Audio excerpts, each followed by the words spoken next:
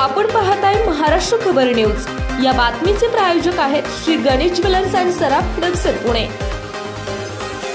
नमस्कार, मी सुद्धा महाराष्ट्र खबर न्यूज मध्ये आपल्या सगळ्यांचं स्वागत। भाजपाचे बबनराव लोणीकर आणि कृषी मंत्री माणिकराव कोकाटे यांनी शेतकऱ्यांबाबत केलेल्या वादग्रस्त विधानांवरून माजी आमदार बच्चू कडू यांनी त्यांच्यावर जोरदार टीकास्त्र डागले। याच मुद्द्यावर काँग्रेस नेते नाना पटोले यांनी माफीची मागणी विधानसभेमध्ये केली होती। त्यावर बोलताना बच्चू कडू म्हणाले की माफी काय, त्यांना तर ठोकायलाच पाहिजे। नसताना लगेच 20,000 कोटीची तरतूदही झाली, 85,000 कोटीची याला मान्यता भेटली।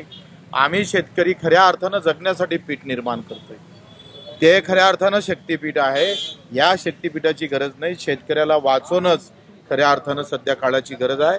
हा जो 20,000 कोटीची तरतूद केली ते जर शेतकऱ्याच्या कर्जमाफीसाठी जर करता आली असती तर खऱ्या अर्थानं मागणीला धरून सरकार समोर येतं असं संदेश गेला असता। आता अजूनही काही वेळ गेला नाही। 6 तारखेला एकादशी आहे, पंढरपूरच्या विठोबाच्या दर्शनाला मुख्यमंत्री जात आहे। विठोबांनी सुद्धा त्यांना चांगली बुद्धी येऊ दे आणि त्यांनी सुद्धा तिथून शेतकऱ्यांना दिलासा देणारी बातमी पुऱ्या महाराष्ट्राला कळू दे अशी विनंती करतोय। आज नाना पटोले यांना सभागृहाच्या कामकाजादरम्यान जे वर्तणूक होती त्यासाठी 1 दिवसाआधी निलंबित केलं। विषय शेतकऱ्यांचाच होता। सगळ्या इकून कोणी विरोधक ठेवायचंच नाही अशी स्थिती आहे। म्हणजे एकंदरीत आणीबाणीपेक्षाही ही जी काही भूमिगत आणीबाणी आहे, म्हणजे विरोधात असले तर ईडी लावायची, ईडी लागत नसेल तर पक्षात घ्यायचं, पक्षात घेतलं तर ईडी काय सगळे प्रकरण संपून टाकायचे। आता भाजपची एकंदरीत ही रामराज्याची वेगळी कल्पना मांडत आहे भाजप। लोणीकर आणि त्याच्यानंतर कृषी मंत्री यांनी जे शेतकऱ्यांबद्दल जे वक्तव्य केलं त्याबद्दल माफी मागावी अशी मागणी नानांची होती। ते अध्यक्षांच्या आसनापर्यंत गेले, त्यामुळे निलंबनाची कारवाई। त्यांनी माफी काय, त्यांना तर ठोकायलाच पाहिजे।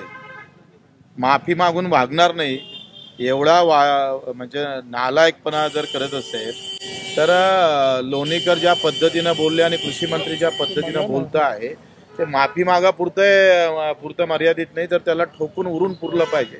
शेतकऱ्यांनी त्यांना रस्त्यावर फिरूच दिलं नाही पाहिजे, जिथं भेटत असेल तिथं ठोकायला पाहिजे यांना।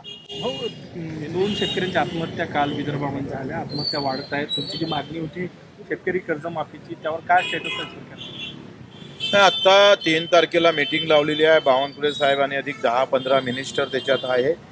त्यामध्ये मीटिंगमध्ये काय निर्णय होते, कशी समिती कधी स्थापित होतं, त्याला कसा वेळ देतं आणि मग निवडणुकीच्या आधी होते का नाही होत, जिल्हा परिषदच्या निवडणुका आहे, नगरपालिकेच्या आहे, त्याचे परिणाम भाजपाला भोगावं लागेल। जर कर्जमाफी नसेल, शेतकऱ्यासाठी निर्णय घेत नसाल तर शहरातले लोक आणि ग्रामीणमधले लोकसुद्धा तुम्हाला मतदान करणार नाही, तो झटका दाखवला।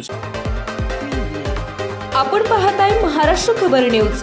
या बातमीचे प्रायोजक आहेत श्री गणेश ज्वेलर्स अँड सराफ दक्षिण पुणे।